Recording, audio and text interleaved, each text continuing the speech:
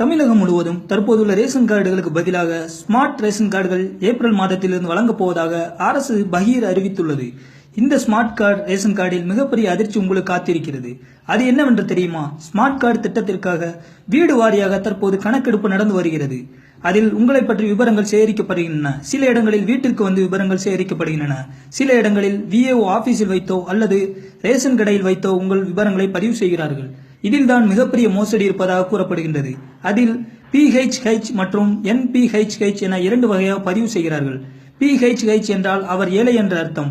NPHH என்றால் பணக்காரன் என்ற அர்த்தம். அதாவது NPHH என்று பதிவு செய்யப்பட்டால் அந்த ரேஷன் கார்டுக்கு இனிமேல் எந்தவித சலுகையும் கிடையாது. பணக்காரன் என்பதால் அரசு வழங்கும் எந்த இலவசமும் கிடையாது. மேலும் கேஸ் சிலிண்டருக்கு மானியம் கிடையாது. 1000 ரூபாய் கட்ட வேண்டும். கரண்ட் பில் சலுகை, 100 நாள் வேலை போன்ற எந்த அரசு சலுகையும் கிடையாது என்று கூறப்படுகின்றது. ஸ்மார்ட் கார்டு ரேஷன் கார்டு என்பது ATM கார்டு போல் உள்ளதால் அதில் என்ன இருக்கிறது என்ன உங்களுக்கு தெரியாது.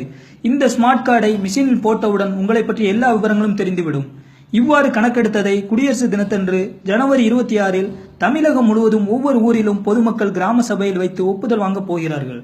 தற்போது பஞ்சாயத்து தலைவரோ வார்டு மெம்பரோ இல்லாததால் அரசு அதிகாரிகளை கிராமத்தில் அவங்களுக்கு நம்பிக்கையான சிலரிடம் மட்டும் கையெழுத்து வாங்கி கிராம சபையில் ஒப்புதல் வாங்கியதாக அரசு கொடுக்க போகிறார்கள்.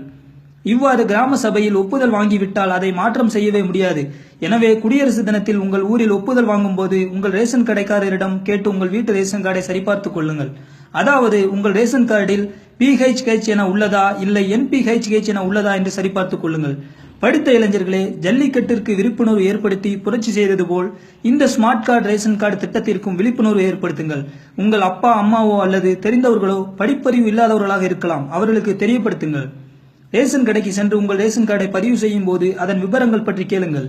அதில் தவறு இருந்தால் கையெழுத்து போடாதீர்கள். லிஸ்டை காட்ட மறுத்தால் தாலுகா ஆபீஸ் அல்லது கலெக்டர் ஆபீஸ்லேயோ புகார் செய்யுங்கள். ஸ்மார்ட் கார்டு திட்டத்தில் நடக்கும் இந்த மோசடி பற்றி பகிர் தகவல்கள் சமூக வலைதளங்களில் வைரலாக பரவி வருகின்றன.